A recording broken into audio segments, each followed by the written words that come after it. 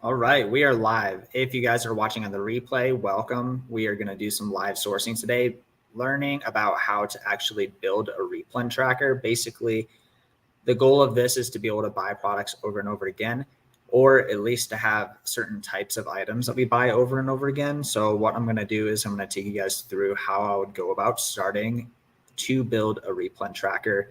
Specifically doing eBay to Amazon, because that's my business model. I sell around 80K in sales every single month, doing both FBA and FBM for online arbitrage E2A. So let's go ahead and hop into my screen, and I'm going to show you guys how I would go ahead and get started with this. So this is what I do. I just have, I basically have other tabs where I do this. But basically, we have the ASIN Amazon page title. I just like to keep track of this information. That way, I have all the information on each item every single time I'm trying to source. That way, I'm not always reanalyzing Keepas to understand what price it's going to be. And I can have a basic understanding of what the buy cost is going to be.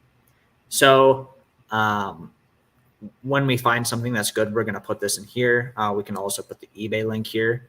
So that's what we're going to go ahead and started and get going with doing. So I'm on the Amazon page in the tools and home improvement category. You really don't have to start here. You could start a bunch of different places. I'm just going to get some ideas for, because we're starting from absolute ground zero here. So yeah. So what would we want to source? I mean, how about this? Like, I have done a lot of Office. And so the first thing that comes to my mind when I think of Office is printers. So we could just type in printer. So when we type that in, we're going to see a few different brands here. We're going to see HP. We're going to see Canon. Curious what other brands we see. We see Epson, Brother. So these all are kind of the different brands you're going to see of printers. Excuse me. We could also go to here and get some ideas. This is a private label brand. You wouldn't want to sell that. Lexmark, Dymo, Kodak. I don't know. A bunch of private label brands. I don't know. I don't really know these ones. So if you were really gung-ho about like, okay, we need to sell printers, and you don't have your ungates in these, that would be something to look into doing, rather than just saying, I'm just not going to sell printers because I'm gated in all of them. Maybe you want to go ahead and get ungated in them. Thankfully for me, I'm ungated in most of these because I manually got the ungates for these types of brands. So we could look into anyone we want, but I'm going to take a look at the chat real quick. We have Christiana. Let's go. Good to see you. I hope you're having a good counseling day. I'm going to go ahead and share the screen again, and let's do some deeper research into some of this. Okay. So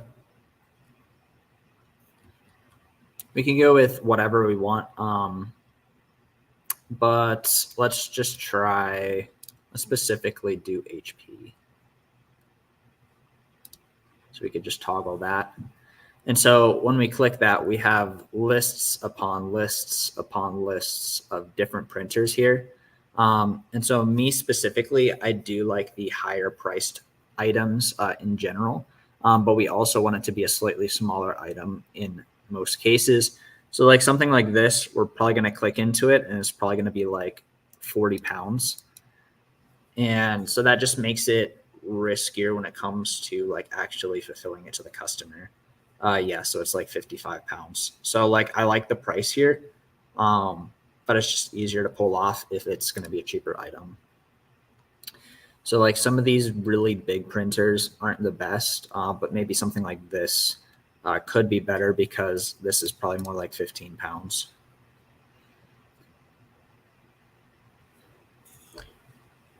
If I had to guess, 6 pounds.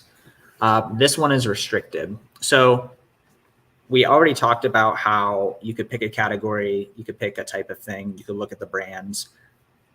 You also have the choice of whether you're going to sell new or used. And so in some cases, you're not going to be allowed to list in new condition. Sometimes on these listings, almost everyone can't list it, and so it's restricted, or just certain people are restricted. In this case, if we look at the Keep a Graph, it looks like there's a few people who can list new. We have like 14 people on here, and then a lot of people who are listing used. So Keep a Graph 101 here. If you've never looked at a Keepa, I'm going to try to keep it basic today. The green line, when the green lines go down, that means there are sales or multiple sales happening. The lower, closer to zero, the better. And the higher, the slower it is. So this one, this is anywhere between 10 and 20K rank, 10 and 30K rank in office. So if you just don't have any clue of what that means, what I would do is I would go to Jungle Scout, or it would just be easier to have a Seller Amp, and it will give you an estimated sales. But if you don't have Seller Amp, what you can do is you could just put the average in, choose your marketplace, choose your category, and then it'll give you an estimated monthly sales for the entire listing. So I would average somewhere between 570 and this 255. That's not how many sales I'm going to get. That's how many sales this entire listing gets together. So you want to make sure that you kind of understand how fast this item is moving. And then from there, what you can do is you can click in here and you can look at anybody who is a competitive offer. So we have a bunch of used offers here, and we have a bunch of new items as well. And you would basically divide whoever's competitive by this average of a number to kind of understand how many you could sell in a month. We got Blaine. What's up, Blaine? Good to see you. We have RW Afternoon from Nicaragua. And Blaine, I sent you a link to this on Instagram if you do want to come join and just hang out. RW, you could as well, just let me know. I'm just kind of hanging out today on stream. Blaine, I think I sent it to you on Instagram. So if you are able to and around, I'd love to have you join. If not, no worries. But I'm going to keep going. I'm going to share screen. So the basic premise of this is on this fast of an item. Is this a subcategory or office? So 8100 in climate pledge. But then it's saying, okay, so we're seeing it's 11K in office, and it's also in climate pledge. So that's a subcategory. Basically, we're just seeing that this item sells fast. If we put it in stock at a competitive price, we're going to be able to sell it. If we're only buying one or two, it's not like we have to be so precise about we could sell 12 of these a month. So on this one, we are not able to list this new. We could source this as new or very good. We see there's a whole used market here, a whole little ecosystem. The very lowest price used is this black line here. And the interesting thing with used is that you can kind of list things at different prices based on whether you're merge fulfilling, whether you have a better condition or not, and whether you're prime. So obviously the faster, the better condition and better your shipping rates are, the higher you're going to be able to list this. So if we click into here, for example, we just filtered by used. We see that our lowest guy is at 120, and the next lowest is at 184. And we see that he is prime. That's interesting that he's that much lower. I don't really know what that guy's doing. Yeah, I don't know. Usually you have to at least hit prime to see that big of a gap. But yeah, we see Amazon warehouse, Amazon warehouse, Amazon warehouse. Oh, so Amazon is really selling a lot of these. And that's another thing to look into too when Amazon is on the listing. You do want to be sure that Amazon is actually giving you buy box. And like people are kind of getting not that much buy box on this. You could still slide in and get 2% buy box. Let's see, about 90 days. Slide in and get like 7% buy box. So let's call it 5. And let's say it's 400 sales a month. 5% is around 20 sales a month. So that's like really helpful to understand that Amazon is on the listing, and like, yes, there's space to come in here and get a couple sales, but you're not going to sell like tons and tons of these. So, I mean, we could try to sell this like for 240, use like new.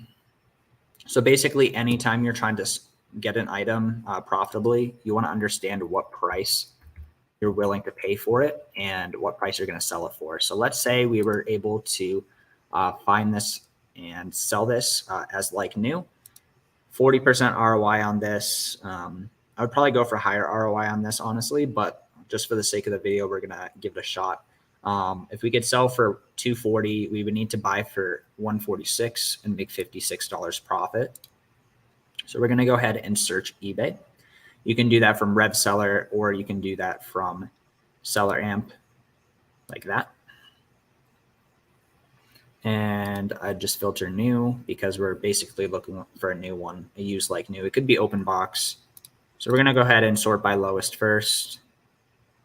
So here's one that if we were able to get this on the auction, this would be really good. Nobody's bid on this yet. You could also come in here and send an offer, which wouldn't be a bad idea, or you could just bid on this at the last second and get this. So if we are able to get this 120 plus 12, 132, confirm the UPC. Looking at the last 3 digits, 991. Looking at the last 3 digits, 991. I can't talk, and that's a match. So if we were able to do that and get that at that price, it's looking really solid. A nice, healthy $73. We'd like to see that. Blaine said, I didn't see it. I'll go check. I'm pretty sure I sent it to you. I'll just make sure that I sent it to you real quick. But I sent it to your Instagram account.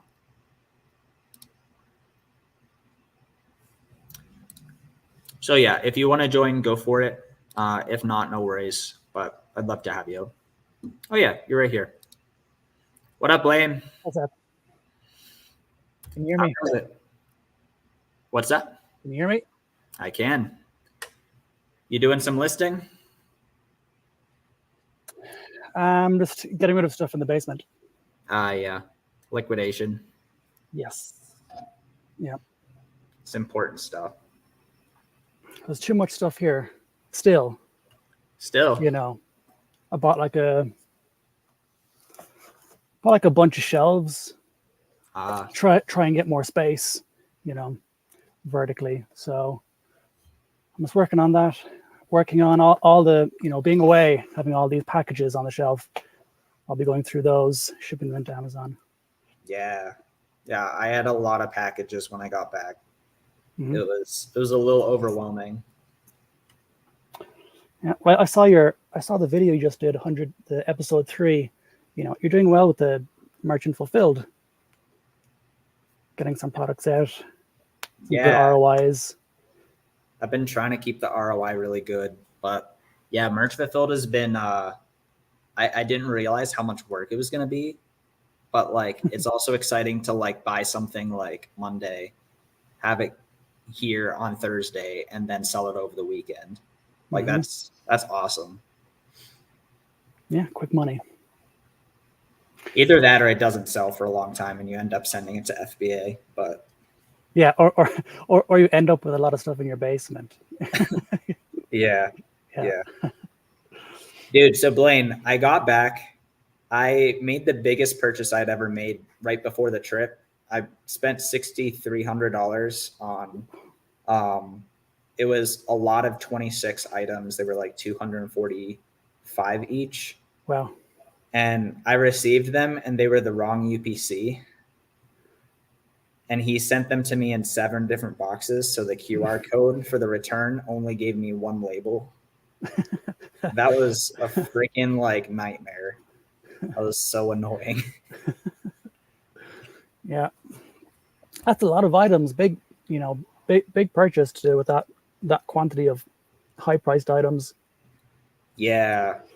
I bet Cody has spent more on a single purchase than that, but for me, that was my highest. What's up, Cody? Good to see you. But yep, sent it back. Still waiting on a refund. Hopefully I get my refund. Otherwise, that's a big problem. Do you go through PayPal, or What's you just go? Do you purchase through PayPal, or you just use credit card? I just use credit card. But like it was through eBay, so like. I mean, you're covered. Yeah, I'm covered. Like I just get sketched out. Like, oh shoot, like, oh, what if something goes wrong here? But yeah. So I came back. I did the VA Academy, going through that process, looking for a VA. Yeah. I've been doing that the last few days, and went on a call with a few people today, and I have a few more kind of calls scheduled today. Seems like a very long process. I have no idea what I'm doing. That's how it is for anything new. Yeah. Really trying to get that done. Get some good people on board, and sourcing, researching, purchasing seems like it's a bit further away. But do you have any words of advice there? And especially with with the video on managing replens. Like, do you have your VA manage replens? Yeah, definitely. Like thinking about like having a VA buy for you, and Cody, it's MF has been amazing. We'll answer more in detail in a second, but like with the VAs, like I think it's super underrated, just like having them like kind of tee you up with like, here's an eBay link, here's an Amazon link, like they match. Like I already vetted this. It's 63% ROI. It's $50 profit. Like buy this. And then you just go in, like confirm that it's a good deal, and you just go ahead and purchase it. Like that saves so much time. Yeah, right.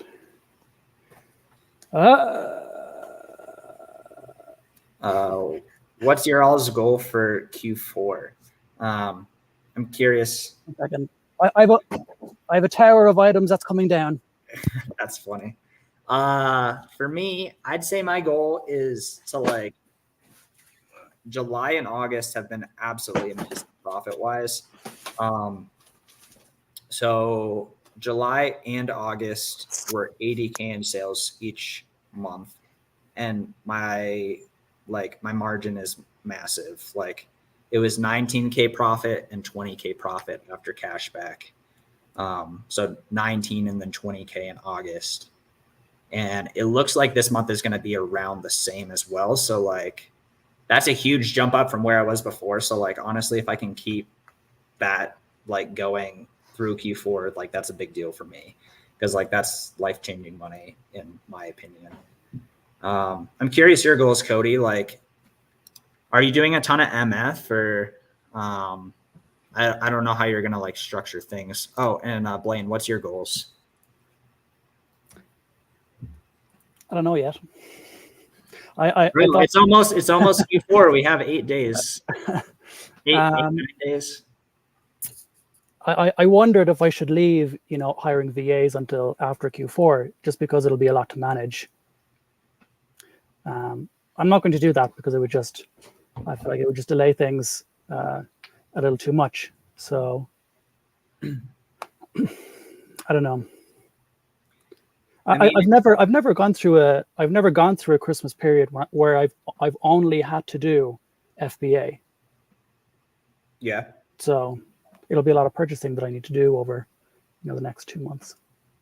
So basically, the Q4's previous, you were mostly doing MF. Last Q4, I did a little bit of both. Yeah. Maybe 60/40, 70/30. 60 or 70% being FBM. Okay. So like, why are you pivoting away from FBM this Q4? Just like not enough time. So I was drop shipping, Okay. and I don't want to do that. Like I've stopped doing that, since the beginning of the year. Yeah. Yeah, that makes sense. Which nothing, I just don't want to. I just want to transition just to doing FBA. Yeah. Yeah, that makes sense. And it's like, I know at the eBay to Amazon gathering, we were talking, like Ben was always saying like there were all these deals that were just like too good, like they would get purchased by the time I sold at MF. Mm-hmm. So he's like, hence FBA, like just purchase the item, Yeah, and then if you have a few VAs that can, watch items as they come in, you just get faster at getting the good deals. Yeah, definitely. And especially like as they're purchasing too, I was surprised this was less of an issue. Like a lot of earlier this year, my like VA was doing research and then she would like give me the eBay link, give me the Amazon link, be like, this is a match, this is good, buy this. But like I'd be buying the next morning. And so like I kind of thought like, oh, it was going to be this huge issue that like stuff was going to get purchased under like while I'm asleep. But like most of the time it was okay, surprisingly. Yeah. Yeah, like maybe 1 out of like 20 items would be purchased, which is kind of crazy. So, and sorry, remind me of your VA's name. Roseanne. Like, how did you transition? I'm guessing in the beginning you just had her do that research. Here's the Amazon link. Here's the eBay link. Yeah. Some other metrics. Like, how did you transition from, that stage to, you can purchase, this item and this item? Was it just a, try one purchase and then the next day, or try two purchases? No, I sent her an email and I'm like, you have $2,000 to spend this week, and if you don't spend it on profitable inventory, you're fired. Just kidding. No. You didn't say that. No, I didn't say that. So like, let's say she gives like the 10 leads for the day or whatever. I would first of all, like for a week, I'd have her like mark next to the one that she's most confident in as if she was going to purchase, and kind of give me like a sentence about why she's the most confident in this. And then like I transitioned to like 2, and then after another week, like 3. And then like I would have her spend like $50 max on something. And then we transitioned to like 100, and then like things were like going fine. She like literally didn't make any mistakes. So I was like, all right, you can go for a couple hundred, and then kind of just transition from there. Yo, what's up, Josiah? Good to see you. Welcome. The boys are on. We got Cody's question. Seth, I saw you do MF. So happy to see it. I feel like so many people preach MF is amazing, and I kind of I think I didn't want to spend the extra time on it. And I kind of thought that stuff would sell like 10% as fast as FBA. Like I just didn't believe in the velocity of FBM. But like stuff does sell. You just have to look at buy box stats, in my opinion. What do you think, Blaine? Say that again. I think you just need to look at the buy box statistics and like kind of compare that to the velocity of the listing in general. Sure. Yeah. I think it's working so far, but I mean, I guess I've only been doing it a month and a half. So like if the stuff that I listed at the very beginning still hasn't sold in like a month or 2, like I did something wrong with those items. So we'll see. I feel like it takes a little bit more management, and there's a little, a little bit of a learning curve. Like, are you planning to do like a significant amount, or just like for Q4?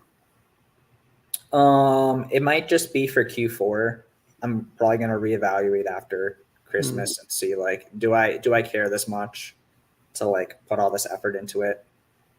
I looked in the last 30 days, I've done around 20K in sales FBM. Yeah, how much 20K in FBM over how long?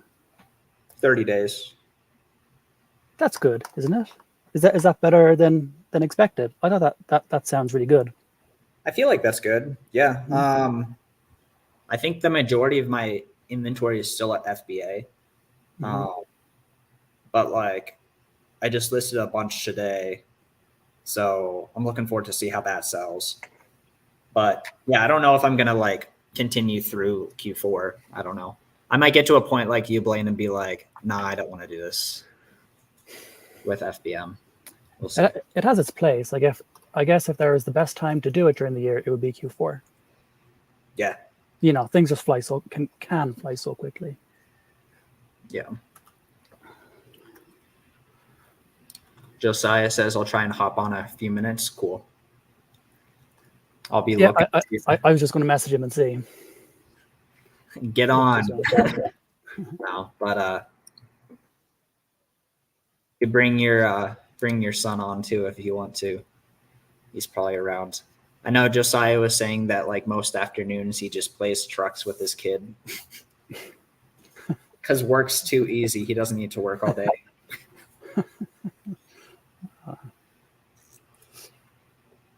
Too easy.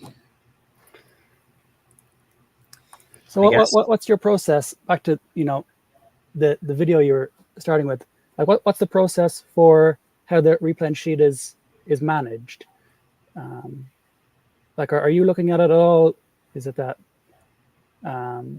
Roseanne, your VA, kind of just looks at it? For like what's the process? I'm wondering. What's the process for like managing a Replen sheet?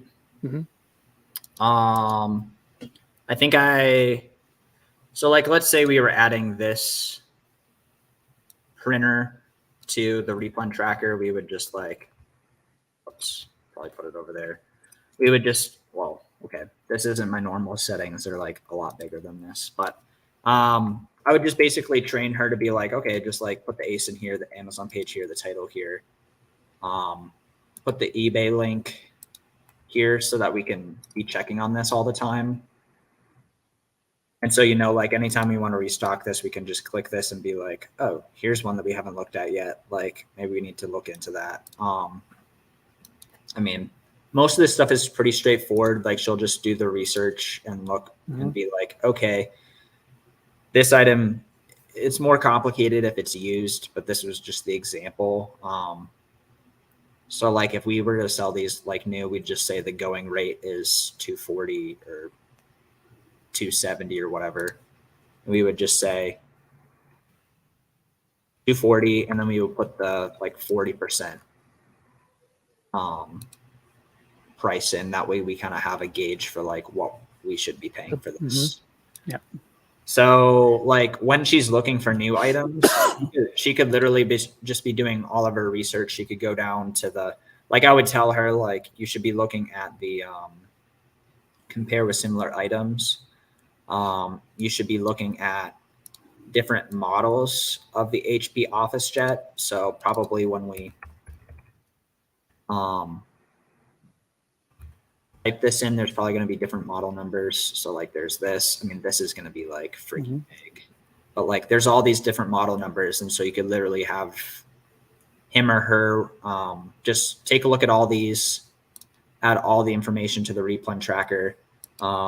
We'd like to have an estimation of how many we think we could sell a month. That way we know like how deep we can go on something. So I basically like, you could just say like, all right, your task for today is to like find 20 items like this that like have some sales history of actually selling for the right price. Right.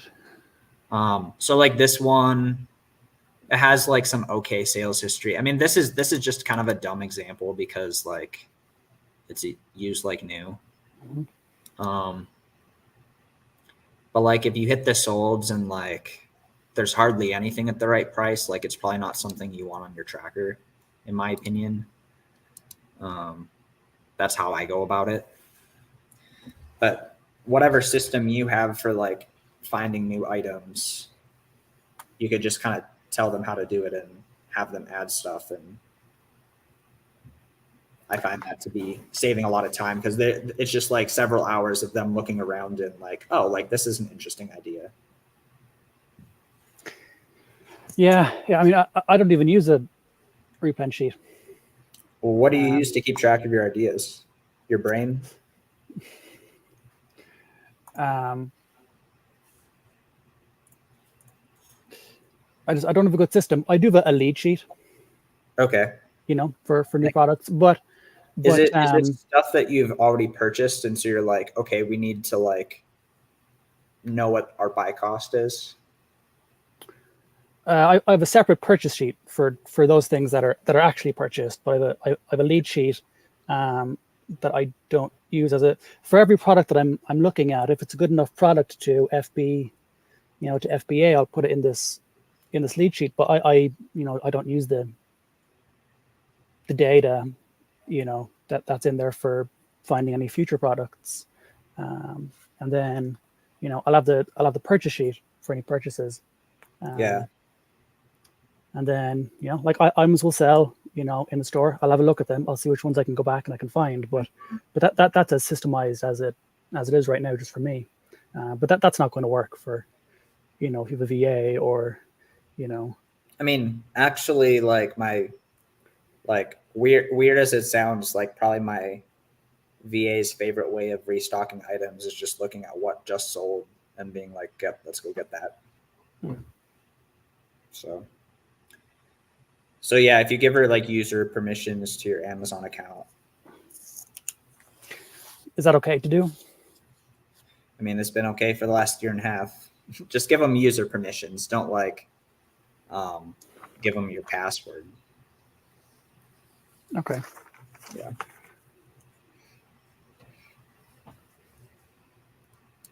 Let's see if we can find some more good printers. Not this like new garbage, which is actually not bad, but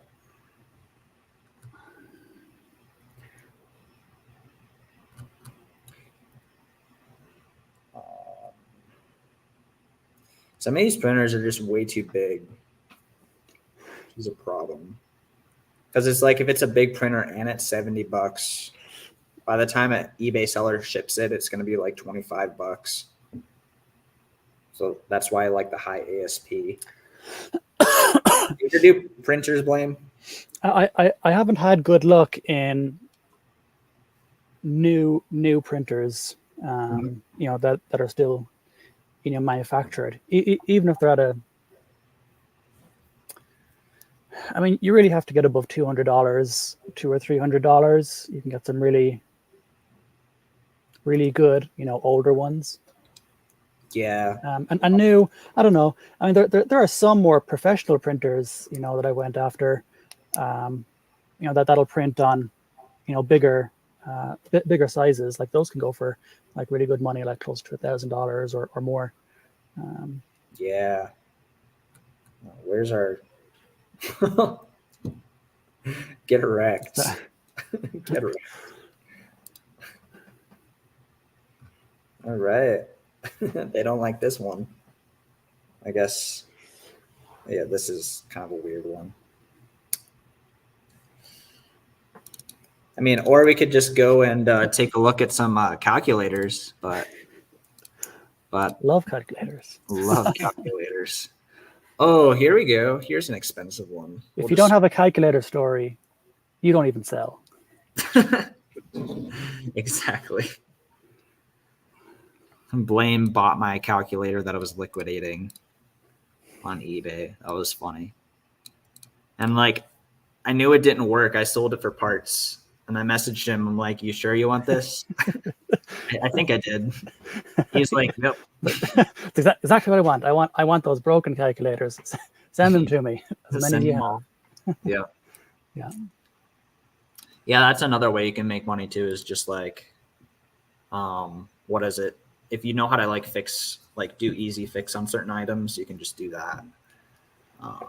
I'd love to do that. You know, I wonder how some people on Amazon, they get certified to sell renewed products. You know, the prices that some people sell renewed electronics, video games is, you know, is huge. Like they have entire listings just for renewed. Yeah. Prices are much closer to new. And you know, some people do it, and they can make some great money selling renewed. But I was talking to someone, like I used to sell a lot of Dymo printers, and it was basically, there was another guy who was just going super hard with the Dymo printers, and he was saying that you needed to like submit an invoice of like 50K worth of like used items from a company. So I don't know if he actually did this, but he was considering trying to fake it or like mess with the invoice, or he was just gonna pay for it. I don't know what he ended up doing, but I think it's kind of like an ungate though. It's like once you do it, like you're unlocked in it, and you can just do your thing with all of the renewed, which is interesting. And that's like perfect for someone who has a good system of like doing prep. Like for me, if I was just slinging them through the prep center, like that's probably, that wouldn't work. What's that? Yeah, that wouldn't work. It might.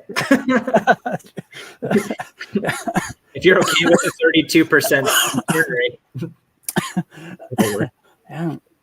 We got Just a Foolin' in the Rain on the stream asking, hey, Checkmate, I've been watching your videos in the last couple months. I've been switching my business model slowly over to E2A to get the higher ROIs. Let's go. Good to hear it. What were you going to say, Blaine? I don't remember. You were like, but like you're I had an epiphany. There's a few ways to get, you know, ungated in renewed. Amazon, you know, lays out like 3 or 4 different ways. Like you can renew them yourself. Like you can buy from someone who will sell them to you, but like Amazon wants you to send like some photos or something, or of what the product would look like, and I think you have to like guarantee it for a year or something like that. You have to guarantee your products. Guarantee it. What does that mean? I guess if it's, I don't know. Be a perfect person for a year. Yeah. Electronics get returned enough. You know? Yeah. I wonder if renewed is any better. I think they like, yeah, I don't know. I haven't seriously looked into it because like I kind of moved away from used most of the time, but like if you do used, like that seems amazing. Question, can you share how to set up your Flipmine searches? It seems like I get an endless list of products I'm gated in, or the actual returns are lower than what Flipmine search results states. Yeah, so what you could do about the last section is in Flipmine, what you can do is instead of looking at the 180-day average or 180-day price, you could like set it to what is it, like give you the like the 30-day buy box or like the buy box right now. That way it's not like, oh, this was an amazing item, but then like 30 sellers jumped on it and like the price has gone down. I think we literally have don't we have an example of this that we just looked at a couple printers ago? Yeah, I don't know. It's too far away, but yeah, so you can change that in settings. And then about the endless list of products you're gated in, you could just do a keyword search on a brand that you'd like. So you could set up your filters the way that you like them, but then just search by that brand. And so like if you're ungated in that brand or that category, you're just looking at that brand and category that you're ungated in.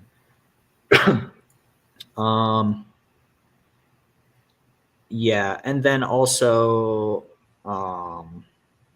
yeah, you can choose it to. You can keep a low ROI if you like sending aggressive offers, and like you can really manufacture some good margin that way.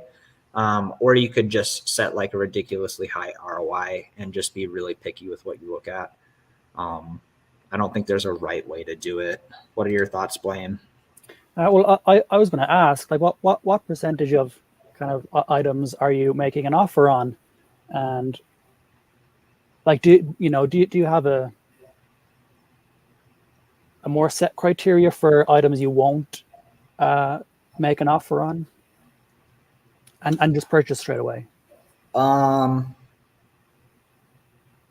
It depends on how picky I want to be, really, because it's like, if it's like exactly what I want, exactly the ROI, and I know that other people are going to be seeing it quickly, like if it's something that just sells really quickly, like I might just have to buy it. But like if I have any feeling that it's going to stay on eBay for like at least the next couple hours, like I'm probably going to send an offer, because like I think we underestimate how much traffic. No, we overestimate how much traffic eBay gets, because I think eBay sucks. And like sellers are desperate. Yeah. So like you'd be surprised like how long good things would sit. Like I had a situation today. It was like these it was an item. It was $300. It was basically a merch fulfilled item. Like basically nobody was FBAing this, so it was gonna MF it. It was like 120K in electronics, but there were only like one or two sellers. The guy had 15 of them at like $110. And I was like, do I send an offer on this? Do I? What's up, Josiah? Good to see you. Hey, Josiah. Hello. I channeled a little bit of my Josiah energy today on a purchase. Oh, yeah? Yeah. Tell me about it. It was a $300 item, probably 120K in electronics, one or two sellers maybe, mostly MF. So a guy listed them on eBay. He had 15 of them at like 100 plus 15 shipping. So like really, really, really good. But I'm like, are 15 gonna sell in a month? Or like, do I just send an offer for like 7 of them?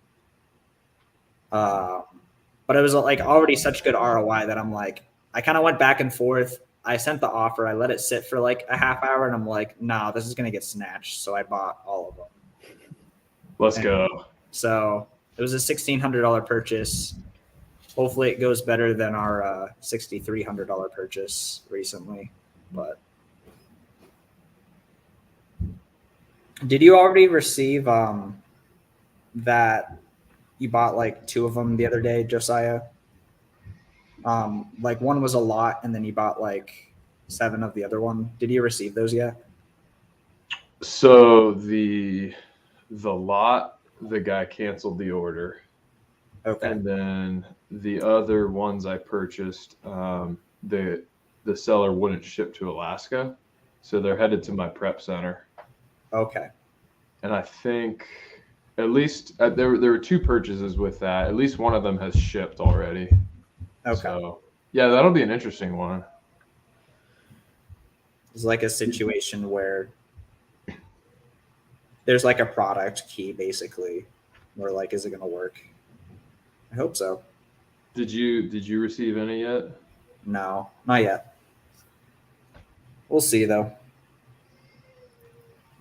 Yeah, Josiah, do you have a certain system for like when you send an offer versus when you don't? I feel like you just send an offer like most of the time.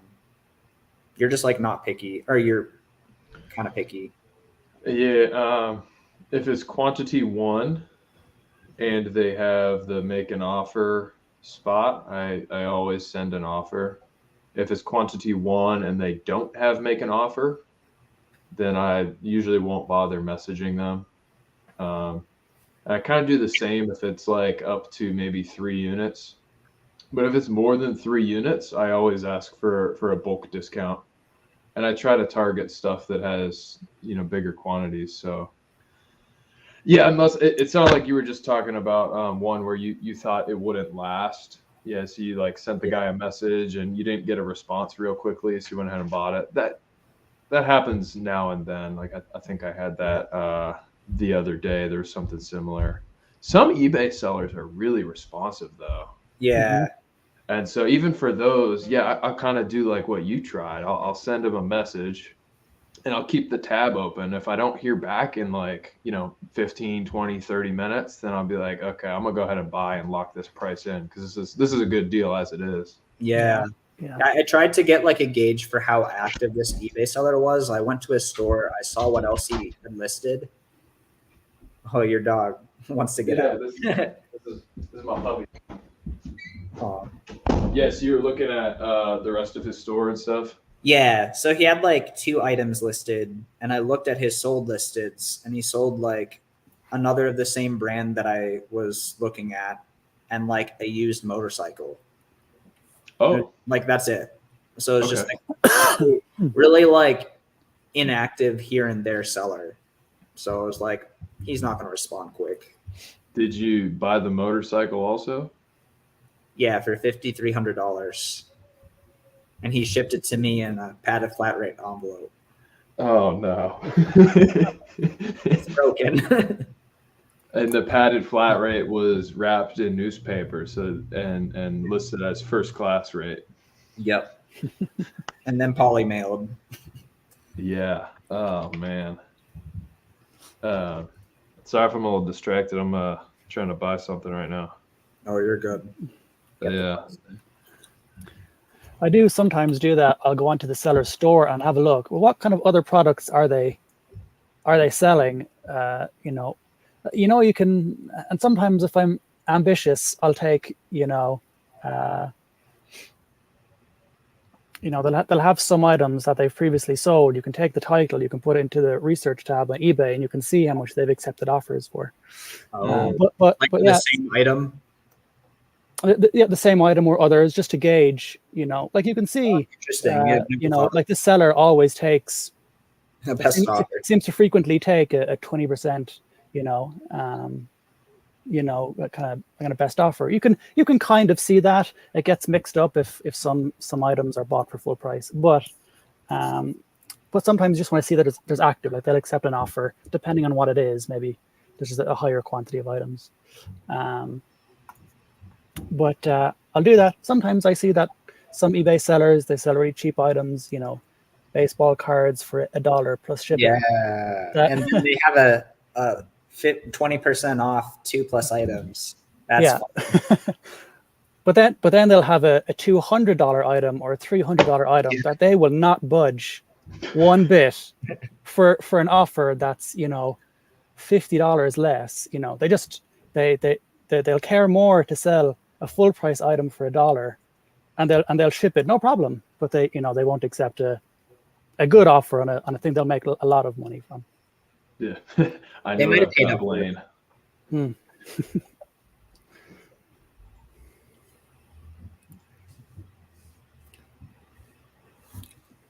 Let's see if we can find a better printer to source, one that's not like new.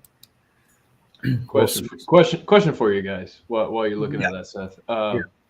Since I've been doing some PayPal invoice kind of purchases, like work things out with eBay sellers off platform, and the idea just came to me with potential IP complaints. I wonder if Amazon would look more favorably on a PayPal invoice, because it's a legit invoice. It has a business name and address at the top as to who I'm buying it from and all that. They might, I don't know, I feel like that could be better situation than having an eBay receipt. What do you think? It's probably better than eBay. It feels like it's in a better direction. I don't think it would be much different, honestly, but what do you think, Josiah? Tell me to buy them all. No, Yeah, I don't know. I feel like, yeah, it's probably not as good as like a Walmart receipt, but I don't know, it feels a little bit more legitimate of a presentation. Yeah, I haven't run into a situation where I needed to do so yet. So unless it's like some eBay store names are just like so unprofessional. like like Mama's Joint 63 or something like that, or like something. yeah.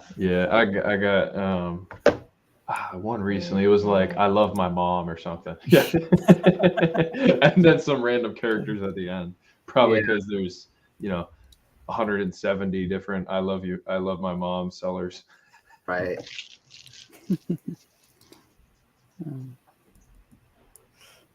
That's interesting, though. I've never thought of that. Invoice through PayPal. Yeah, I don't know. I suppose maybe if I do enough PayPal invoices, I'll be presented with the unfortunate opportunity to find out if Amazon will accept it. I feel like it's probably higher chance than eBay, but I feel like it's pretty similar probably.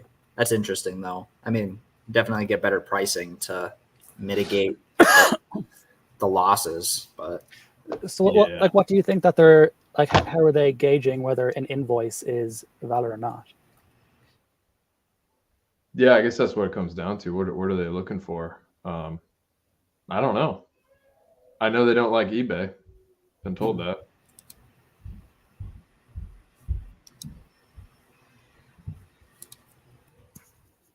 Like, I wonder if they do any research on the company. So you get an invoice. They'll need to see who it's from. Is it even a real business? Is it even a real entity? Sure. I love my mom isn't a real entity. Probably not. She only wants to sell $600 so she can evade taxes.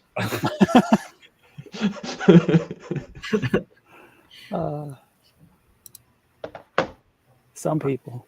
It's funny. It's a weird way of saving on taxes. Like maybe you should try making more money. I couldn't afford to do that, Seth. You don't understand. Yeah, you'd have to pay too much in taxes. And where would I get money to pay the taxes from? Yeah. Yeah, that's a good one. Oh, man.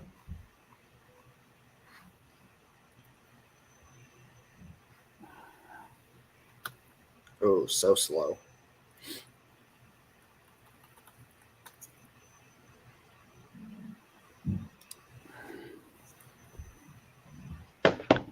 So what are we looking at, Seth? What are we buying? Looking at dinosaur printers, 13 pounds. Dinosaurs. People really like to MF big items. Like they do not want to FBA big items. Like no FBA ever on big items sometimes. That's fascinating. I guess it makes sense, honestly. But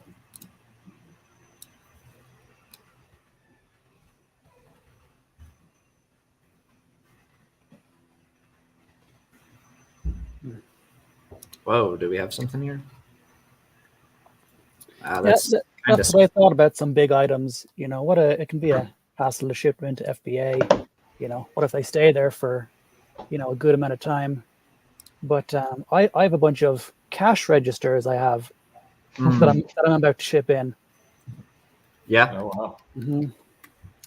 Gonna ship them to FBA? Yeah, no idea yet as to how exactly you do that efficiently. Like it's a used out of the box, big, huge cash register. What's the dimensions? Are they new in box? Or are they used?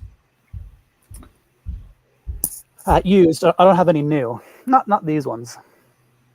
So okay. you're gonna like put them in a small Lowe's box and then put a ready to ship label on that. Probably, but you have to you probably need to wrap them. Like, I'm just looking at a few over there, like you know, that are just wrapped in bubble wrap. That's how they came to me, which probably is a good idea to ship them out that way as well, protect them a little bit. Just do the FBA shipment and just put the label out on the outside of the bubble wrap. Right, it wasn't that funny, but it's just terrible. Put it in a poly mailer. Just buy these 36 by 36 poly mailers and just throw it in there. Yeah. Yeah, I did that. Go ahead, Blaine. I was just going to say, I did that a few weeks ago. There's below the cash register, you have like the actual thing the box that holds all the money. Yeah. Huge piece of metal. I shipped to somebody in a poly mailer. Mistake. This thing is made of metal. It's not going to get damaged. But it had a dent in it. So the customer wanted their money back. That was a mistake. They stole from the cash register. That was a dumb joke too. But yeah, like, what's the dimensions of them? Are they like huge or chunky, heavy? I'll go get one. Show and tell. Show and tell.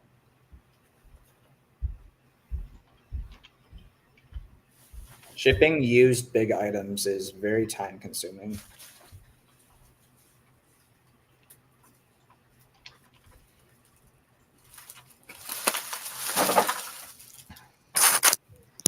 I think my prep center, there was one time I did a large order of larger, like, oversized items. And I think my prep center might have palletized them. So, like, if you have enough of those, Blaine, you could look into doing a whole pallet of used cash registers to send into FBA. Yeah, that's what I'm going to niche down on. Pallets of cash registers. Yeah. I won't come after you. That's all yours.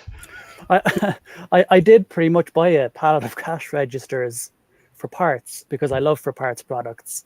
And, like, it was a company that was selling these cash registers that, were going for, I don't know, like $450.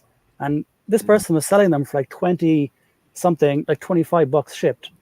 Wow. And I was like, I don't know, even if one of them works, that'll be worth it. Some of them did. That's awesome. But here's one cash register. Oh. So, like, it just came like this. It came wrapped. Some of them are bigger than others, with those huge metal, cash boxes. But I've done this a couple times, like, for those types of items. Like, how, like, you would want to basically, like, put that in a box that's pretty similar size to that, and then put some bubble wrap in it, and then seal it, and then put the F and SKU sticker on the outside of it. But then, like, I've always thought before, like, you need to put the FBA sticker on the outside of another box and, like, basically put that inside another box. But I've put the FBA sticker on the outside of that type of item, and that's worked for me. I kind of got lost with how many boxes you were putting there, Seth. You got lost. Yeah, so you put the item, like, bubble wrapped, maybe like Blaine has it, into a box, and then you put that box into another box. Is that what you said? That's and then the FNSKU on that. Okay. That's what I used to do, and I thought, like, oh, the FBA label has to be on the outside box, not on the actual product. Oh. But I've done it at least a couple of times where I've just boxed the item, put the F and SKU label on it, and then on the same box put the FBA label on it. Oh, I see what you're saying. Yeah, gotcha. Because it's like, if you have an 18 by 22 box, like, it's kind of annoying to box that item again, Absolutely. Yeah, that's a lot of boxing. I don't know if that's just common knowledge or, like, something that I didn't know for like 2 years, but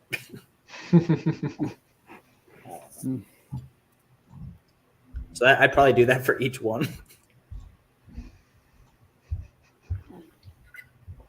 Josiah's like, I just wouldn't sell used items, but Yeah, boxing used is. takes a long time. Have you ever sold any of those used guitars, like Guitar Hero? Oh man.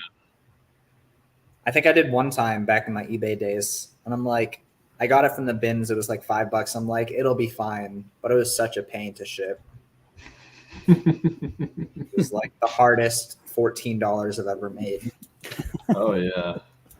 Yeah, I definitely did a few on eBay, and yeah, I think the shipping from Alaska made me not want to do them ever again. But yeah, there's some of the like harder to find ones that are worth some, like $80 guitars and stuff. It'd be worth figuring out the shipping if you find the right one. I shipped a golf bag recently. My prep center was like, there's this golf bag that came in your name. Like, what do you want us to do with it? I'm like, I guess send it to me with all the other problem items. So I sold a used golf bag for like $120. And like I freaking boxed like 3 boxes all together. Dude. And it was a little sketchy, but like it worked. They got their golf bag, so.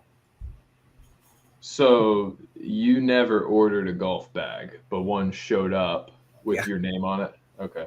Yeah. I've had that a few times with my prep center. They're like, hey, this thing, like, I think a couple months ago, I had a dozen bars of like Duke's soap.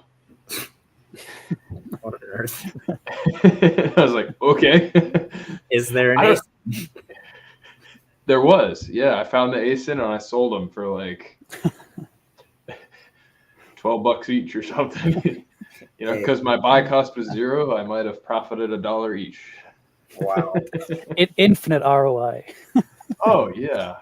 Yeah. If I go on Inventory Lab, it's probably my highest ROI item.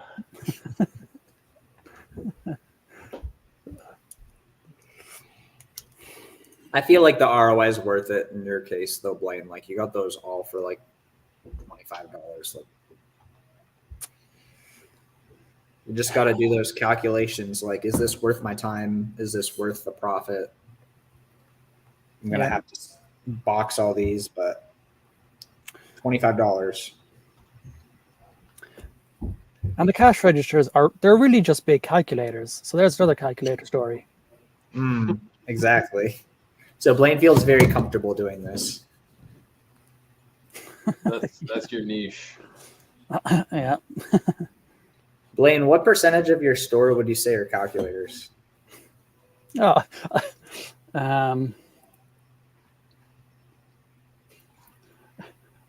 I don't know, but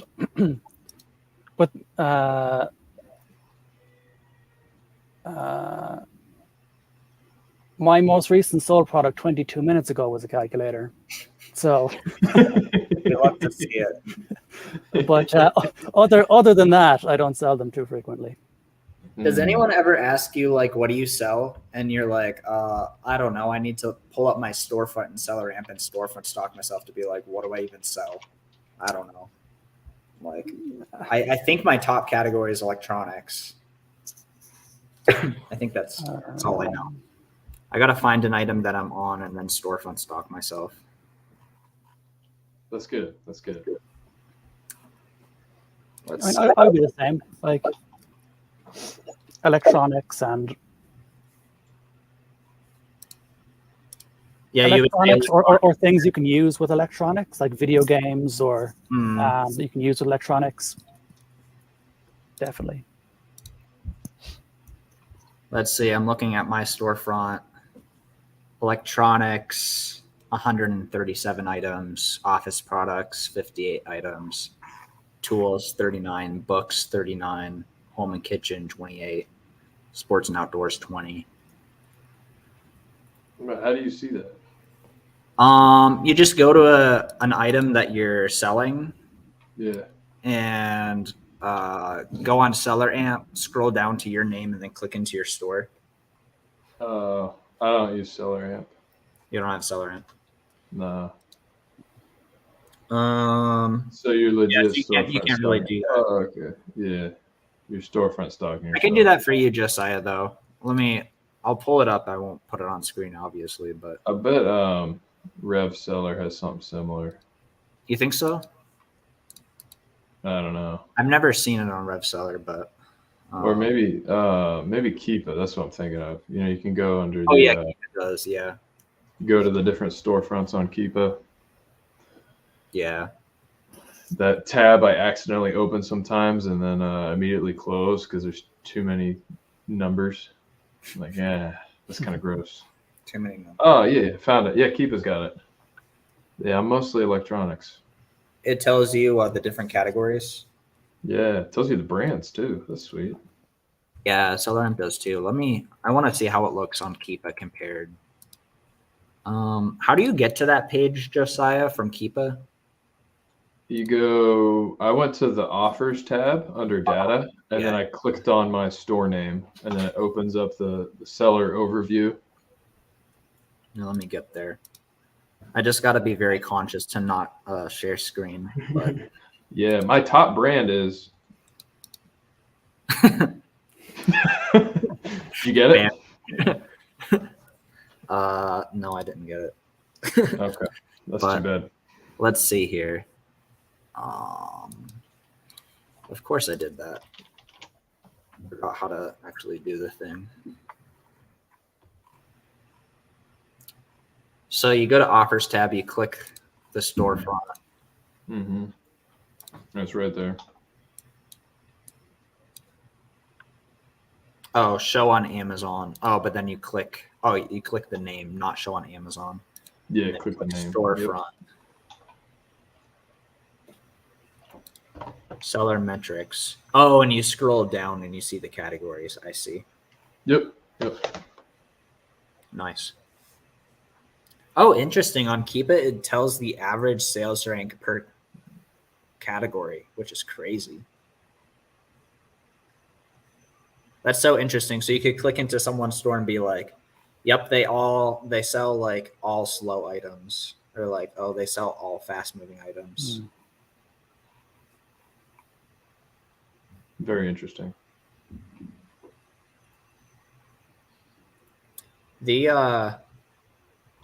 I feel like the Keepa storefront thing gives more information than the SellerAmp one.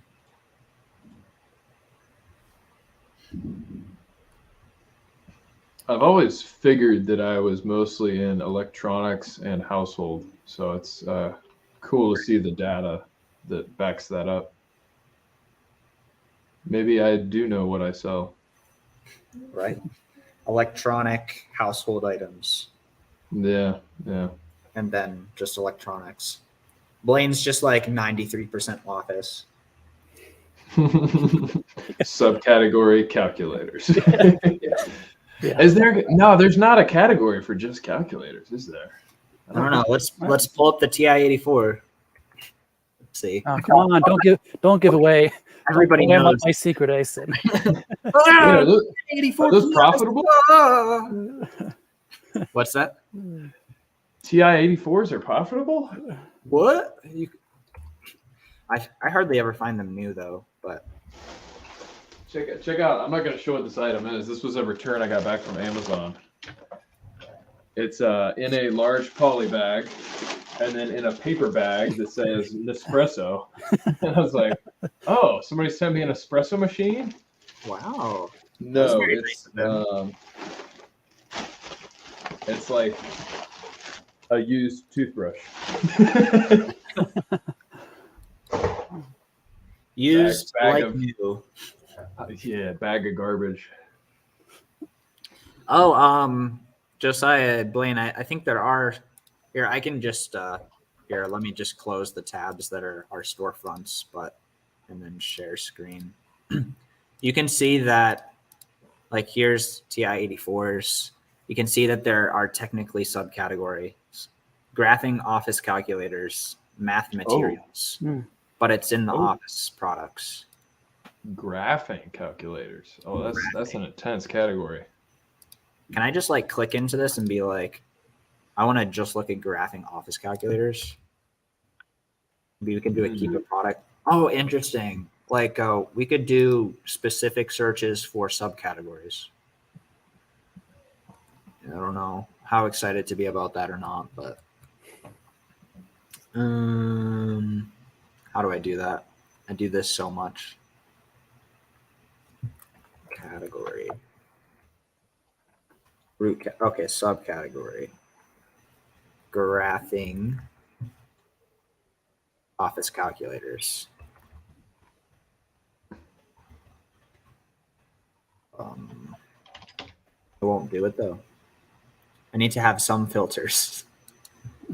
Graphing. This. Here's.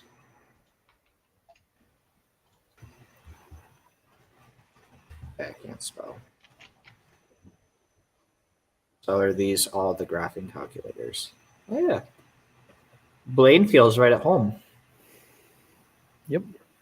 Yep. Oh, these good old cases. Nothing like selling these cases. I wish you could exclude those from eBay searches, because whenever I have an eBay search for any of these calculators, I see all the cases. TI-83. If you guys do use, TI-83s are just great.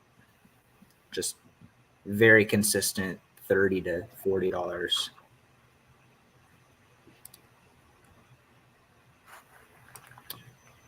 Textbook season up and down.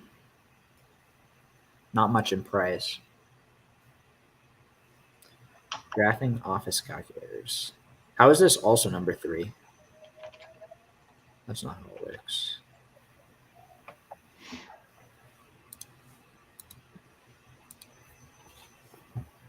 Yeah, those calculators, they have a bunch of other listings as well. You know, they won't just have one. Oh yeah, you're saying about the calculators. There's like that listing, another listing for the exact same model number. Mm-hmm. Yeah, I see that a lot. Like a lot. Like everyone.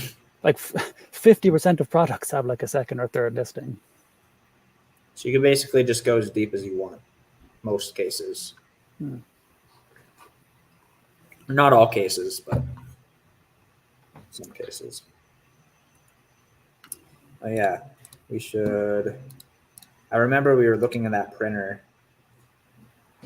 and I think it was profitable. We literally had one right here. 85 plus 25 is 210. So if you want to rip a printer for 40% ROI, you can actually do it right here, right now. 3830. 3830 office products.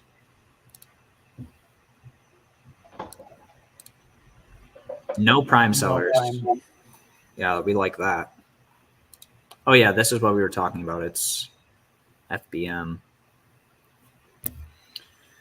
It's usually $319. Send that to your prep center. Let them figure out how to ship it. Yeah. $1.75. Oh, boo-hoo. Question is, how do you think the eBay seller will ship it to you? Slap a label on it, or are they going to wrap it in duct tape? They're probably going to. Oh, if they put eBay tape on the box, like, screw them.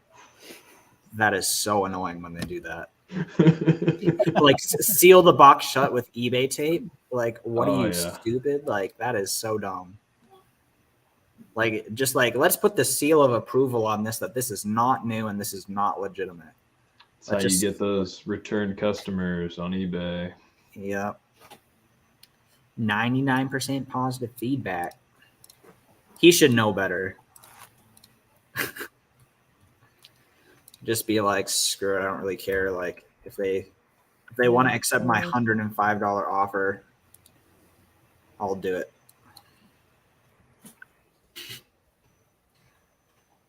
Yeah, we'll see. Why do you know how on eBay sometimes you're doing a search based off of a UPC or something like that? Yeah.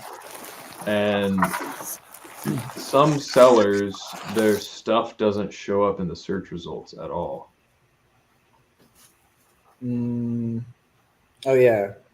Well, maybe they didn't put the UPC in the eBay? Well, like, so I've got a guy that I bought some stuff from before, and I've got his listing open, and it's the exact UPC I'm searching, I think.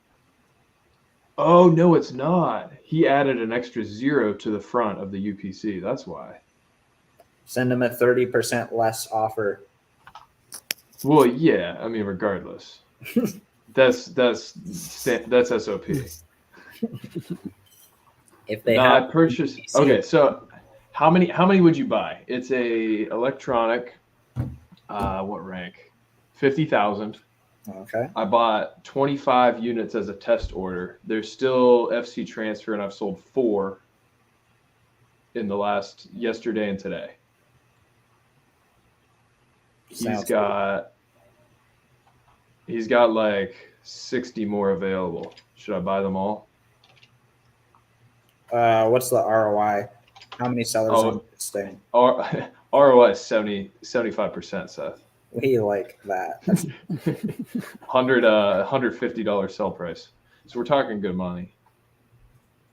Yeah. I think I should buy them all. Good. You said good rip. That was a good rip. Good rip. Real good. Get a couple chugs in. Oh yeah. Yeah. That'll increase your chug rate. He's got 49 available. I think I'm gonna buy them all. Yeah, I mean, if you sold 4 in FC transfer. Yeah. Well, it's interesting. There's 35 offers on the listing, but I'm winning the buy box somehow. Is the offer count increasing at all? No. It's gone down. Like a month ago, it was at like 50 offers. Yeah. And you think it wouldn't go up during Q4, you think? No, I mean it's like an office type electronic. Like it's probably businesses purchasing it. I mean, the price might go up in Q4 because people for write-offs, but yeah, let's see. Yeah, price has been pretty steady between 130 and 170 in the last year. That's pretty steady in my opinion. Are there any available for cheaper on eBay? Sometimes I do that real quick first, but just a couple open box ones. Yeah. cool. This guy's got volume, and he gave me a good price last time, like $20 off per unit. Sounds like good money. Yeah. So how much is it going to be for the whole order? You're going to buy 60? It's he's got 49 available actually. 49 available. Too many numbers in my head. Must be a big order. I paid $70 last time. So if I buy all 49, I'm going to offer even less than 70. So it'll be like somewhere in the ballpark of 3K? Yeah, $3,000. I think I should do it. You probably should. It's good to like think about it for a little bit, make sure, but yeah, no signs of IP or anything. Brand on the listing at all? I don't think so. It's a brand I've sold other stuff of before, which is cool. Let's see. Triple nets on it. Good sign. Yeah. Do you ever do this, guys, where if you're making a decision like this, you look on the listing and you're like, have some other big whales come in and like have some quantity of this? I sometimes see it as a good sign. Like these people who are smarter than me probably like have quantity of this and they were fine with it. Although they could just be liquidation companies, which is probably what's actually happening, but they think those are going to sell at some point. I don't look at the sellers really that much. No. Do you? I do, yeah. Josiah doesn't care. I found a funny seller. I just saw their feedback is 6%. I was like, I gotta look at this guy. What are they doing? You want to share? Have you made your purchase yet? You should probably focus and make your purchase. But maybe afterwards you can pull up that seller. That would be funny. Wow. Yeah. 6%. 6%. Offer sent. Hey. See what my guy will come back with. Okay. Let's see. How do I share this without sharing the product I'm buying?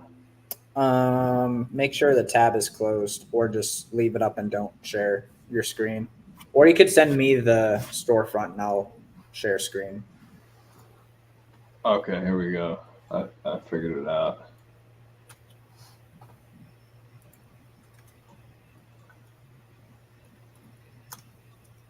Oh,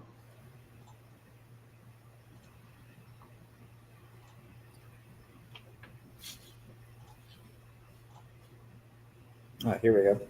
Cool. You Add see to it? page. Yeah. Tablet World USA. Oh my god. But check this out. I mean, look at these reviews. It's just a bunch of people that said they never got their stuff, right? Oh my gosh. Oh yeah. It's one of these guys. Yeah, but then look at how many offers they got. Ready? Over 1,000. This guy's drop shipping for sure. Gotta be. Oh my gosh. Bunch of He literally has the rev seller of. Is that the rev seller of? Wait, why? Oh, is that just an extension of your rev seller? Oh, this little block here? Yeah. Yeah. I don't know. I never look at that. Yeah. I guess rev seller was set there. I don't know. But so the listing I found him on, his price was ridiculous. It was like amazing. Twice as expensive. Oh. Yeah, he's doing it the wrong way. If he's just gonna scam people, he should have it at like 60% of retail. That way, right? Yeah, this one's going for $60, and he's got it at 100. So you do it reversed. Yeah, you'll get set to buy. Yeah. Oh, maybe you didn't see that. I was looking at the Xbox controller. Mm-hmm. You see the low FBA is like $53, and his price is $40. Why do people do that? I guess they sometimes get sales. I don't know. I mean, I think Blaine is like, haha, people do get sales. Like I've experienced it. You know what I've seen a few times. I've seen sellers that will double their prices, compared to what's normal somewhere.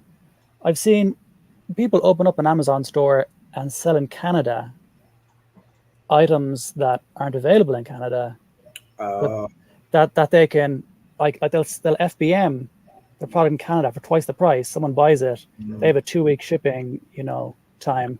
They'll order from Amazon US to them Prime, and then they'll ship it. Oh, interesting. Out to Canada. So there's just some crazy ways people can really increase their prices that seem like it's crazy, but it sounds really complicated. Either they know what they're doing or they don't. Yeah, or somewhere in between, which is probably the way it is.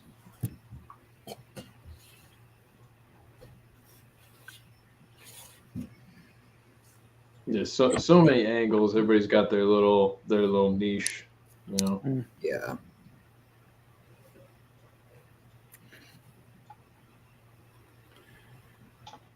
We'll probably hop off in a few minutes. Don't want to keep you guys too long, but thanks for hanging out. This has been fun.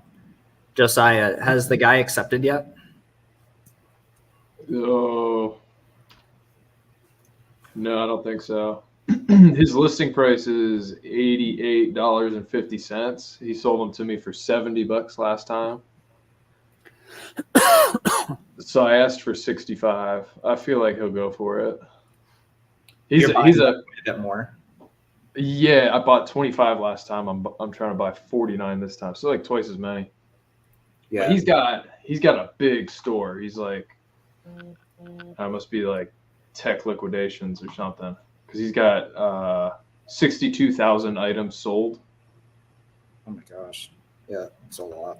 So I don't know. I don't even know how many is listed right now. The big store. So. Jeez. He's probably got margin. What do sellers ever say anything to you like, why do you need 60 of these? Rarely.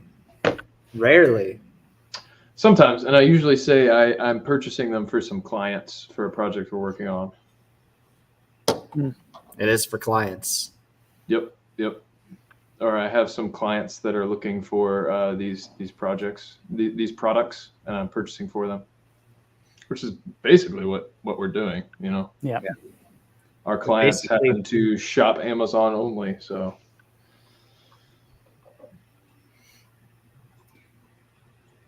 Very sophisticated DoorDash for Amazon, basically. Yeah. I guess. That's funny.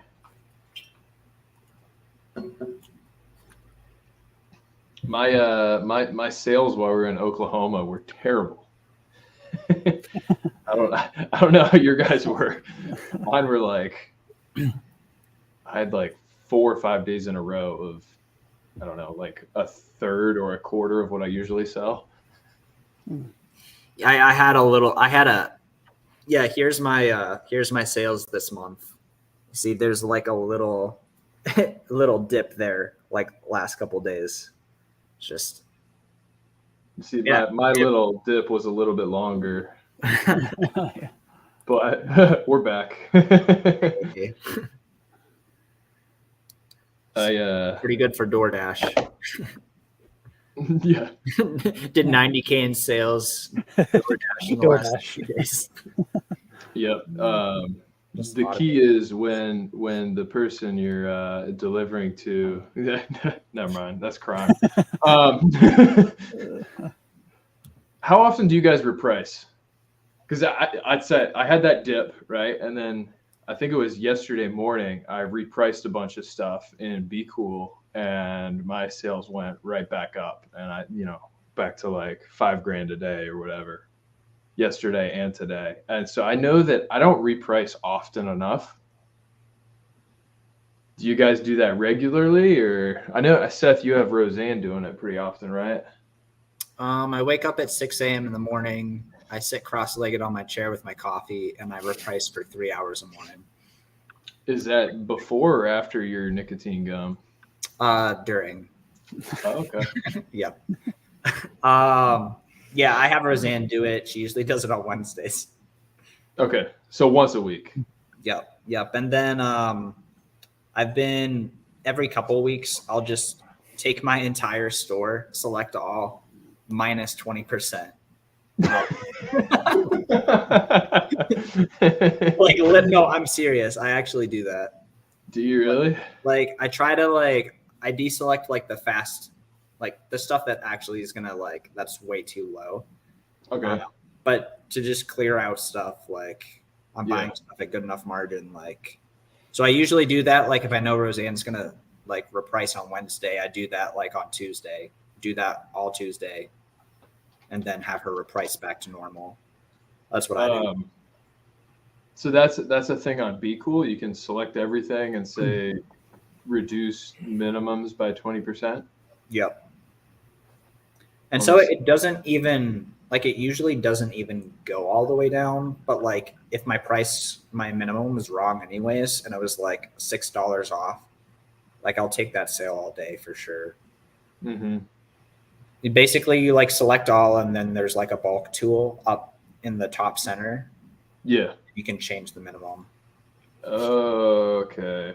Are you looking at it, Josiah? Yeah, I found it. Yeah. So I just changed minimum. Yeah. Fascinating. Okay, I've never thought about that. Can you? Josh Coop was doing that, and he was like, "You should try that." I'm like, "All right, that's interesting." He's more of a media stuff, right?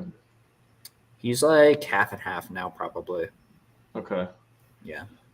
Can you sort on Be Cool based off of how long your items have been sitting at FBA? That's a great question, because I don't think I'd want to bulk reprice everything.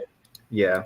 By 20% less, but I do that for maybe stuff that's been sitting there 90 days.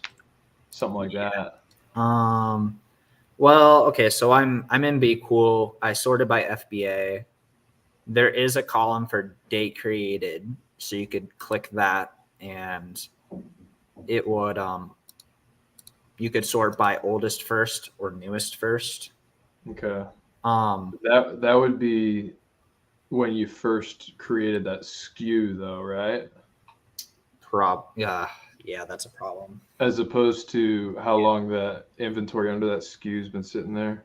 Yeah. Okay. Can you upload a CSV to Be Cool? With like, get your VA to. If I was your VA and you told me to do that, it would go straight over my head. But I don't know what Blaine just said. I'm not doing it. Nah, that's a good question. I think you can. I don't know. It's probably. Oh yeah, there's upload file. You can upload something to Be Cool. You must be able to quickly get a download of your oldest products. Can you do like a custom report or something, or? So maybe you can. Are you saying download a report from Seller Central that has the inventory age, and then use that to create a report for Be Cool? So you just reprice the oldest. You've got to be able to do something like that. Get the exact ASINs you're looking for a certain age. That probably would work. Yeah. I'm trying to find an extra few steps, but. Right. Oh, there's some cool filters on the side of Be Cool I've never looked at. You can filter for based off of how many sales you've had in the last week or last 30 days or quantity you have in stock. Be like, I just want to look at items that have 1 unit in stock. Sell all of them. Interesting. Yeah, and reduce by 90%. Date created. So have you ever tried, having a condition in there with your repricing that after a certain amount of time, you'll just decrease, like after 90 days, you'll decrease it by 5%, 10%. I've never done that. When I was doing books, I would do that. I think I was using Reprice It, but I've never tried that with Be Cool. That's an option in here. Yeah. You can do like after 30 days, if it doesn't sell, decrease by 5%. If after 60 days, 10%. But okay. I don't know how you would manage repricing products that would drop significantly. Like if you buy something, want to sell it for 100 and it drops down to 50 for some reason. I don't know if do you have a way that you can track that? Well, the thing that's confusing me here is like you could have a SKU that you've been selling since like September of 2022, but like you've had an item. I don't know. It's just like super confusing with the SKU versus like it's hard to tell in Be Cool when you actually went back into stock on something versus when you created the SKU. I guess for me, I end up making new SKUs, which is a problem. I sometimes end up being like 3 times on a listing, and I need to. Do you? I've never noticed that, Seth. You're so full of garbage. I'll be like, holy smokes, the number of sellers on this listing doubled last week. It's like, oh no, it's just Seth. I mean, sometimes it's literally like 4x because there was only like 1 or 2 people on the listing, and then I come on 3 times. I'm sorry. Yeah. I gotta figure that out. Do what you need to do to get the buy box, man. I don't think that helps. I think it probably hurts, honestly, because I'm not supposed to. But yeah, it does get weird though if you're like FBM and FBA. Like you're gonna have 2 SKUs for it, for sure. Yes. So Be Cool says my oldest SKU that's still in stock is from 2020. Wow. Hopefully it's not been yeah. Nah, I replenish this one like every other month. That's kind of slow, but that's cool. That's kind of cool to see. Yeah. My oldest replen is like going on 3 years. Wow. That's the power of a replen list. Wow. Wow. Wow. I sold 4 of them this month. Hey. That's High velocity. For me, it is. But if it's like $100 profit, that's a big deal. That's funny. No, they're like $33 sell price. And I sell like 60 of them a year. I'll keep it on the replen list. Yeah. I'm trying to remember. There's a page on Amazon where you can see like your inventory age and then by percentage. Do you guys remember how to get there? Oh yeah, I was just looking at that yesterday. It's like inventory. FBA dashboard. It's a dashboard. No. Oh yeah. Yeah, it is. Okay, so you could. I wish you could. Can you click into it and just be like, these items I want repriced down 20%? Does it show you? There's a different page you have to go to hit the repricing, I think, and you can sort by time.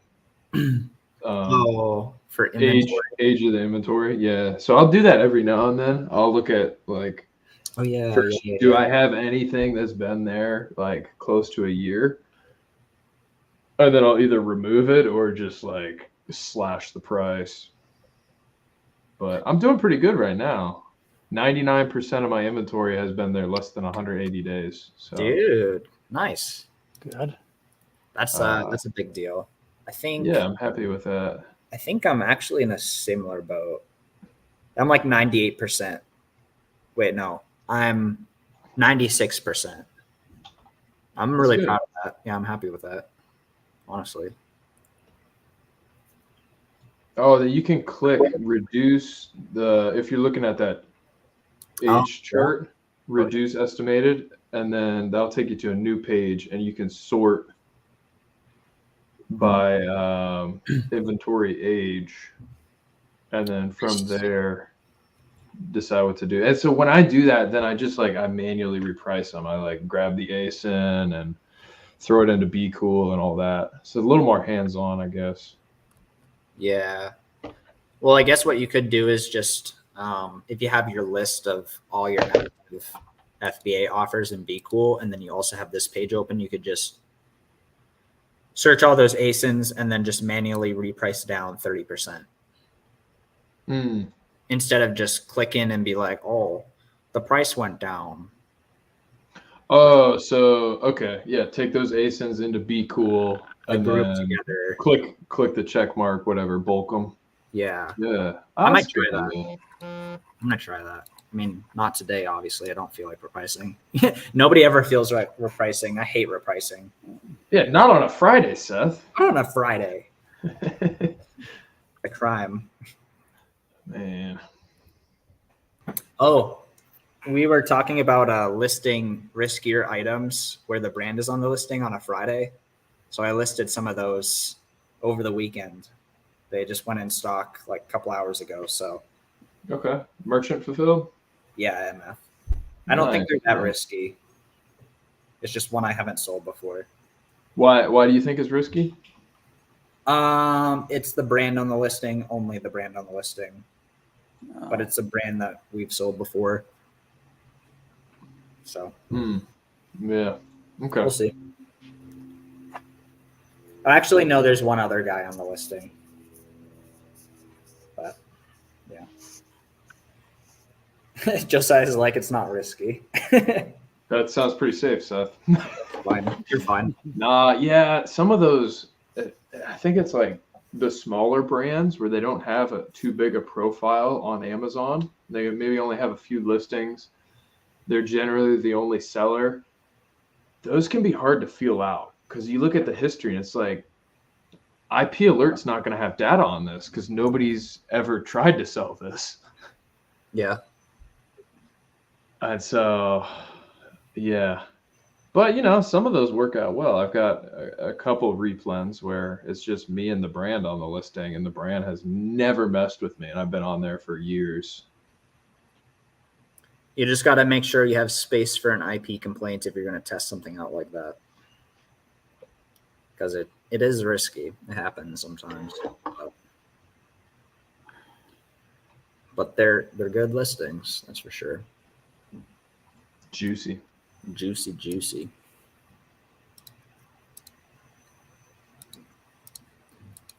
All right. What offer do I send this guy? We bet that he doesn't tape it up with eBay tape. straight to the return if he does. Send him like a 81. Oof. Oh, that's good. Ooh. That's good. Just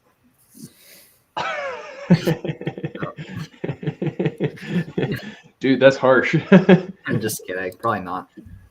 Feels. I would go like what was his listing price? 185? 185. You could probably go like 140, 150. You'd probably accept that, honestly. Like legit. And then let's see here. So let's share screen again. Your screen. So if it was 210 before, if he gives us $30 off, it's 180. A lot of money. I mean, I guess $117 is nice. FBM, it could go lower. Yeah, so I mean, you'd probably want to get some money off that. The printers today. It's not like you have to source printers. You could go invade Blaine's territory and sell some calculators. Nah, sounds risky. Yeah. Sounds risky. Yeah, exactly. Yeah. As We got long as you have invoices. And calculators are complicated. Yeah, they're so complicated, dude. They don't turn on? Interesting. Do they have batteries? No. What do you do about that? Return it. Return. Sell for parts. Sell it to Blaine. Yeah.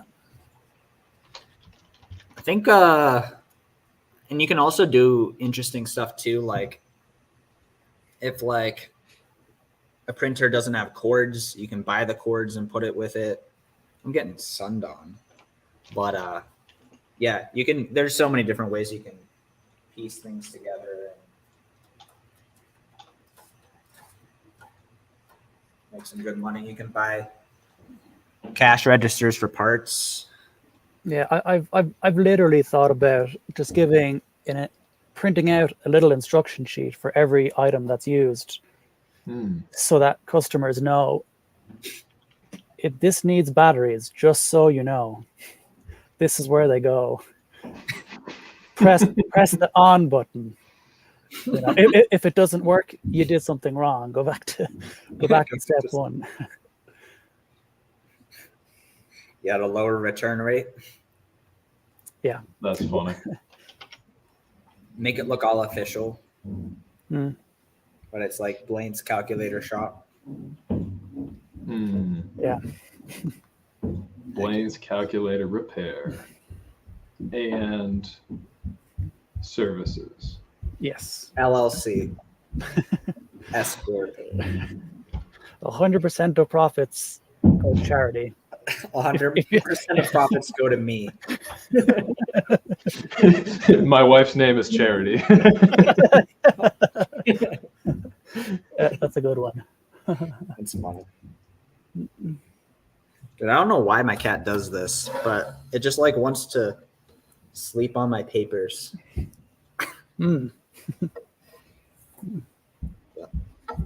Cats. Just like, Here's an idea for you. I have one product, and it's kind of like an electronics type health item, and it comes with a item inside that has an expiration date. And so I picked up a few recently that were expired, but it's really just that little packet inside that's expired. So I bought from the brand replacement packets, and I've been merchant fulfilling them. And I throw in a replacement packet with a little note that says, hey, we think the item inside the box might be expired. Please accept this additional one that's within date. And I've had good success with that. Return rate's been good. Yeah, I haven't had any returns for that reason. And you've been MFing it for like at least a couple weeks. Yeah. I think I first tried this like 2 or 3 months ago. Yeah. Sweet. So yeah, that's it's a competitive advantage for sure. Yeah, so now I can buy it really was because the supply dried up on eBay and all that was left was expired ones. Yeah. So let's squeeze some more juice out of these lemons, Yeah, low key, like just want to sell like expired. I don't think that's a good idea. Yeah. So I guess what you could do is you get expired vitamins, take the expired ones out, put fresh vitamins in, and say, actually, the expiration date is wrong because I switched to the vitamins. And it's in new condition. And you'd be like, there's only 179 pills because I tested one just to make sure they were new. My kid seems to be okay. The gummies gave him a lot of energy. He has a lot of energy. Nicotine packets. Oh man. Some of the weirdest things have expiry dates. Yes. I have this thing that like attaches to a like a gas pump. Like it's a piece of metal, and this thing has an expiry date on it. Interesting.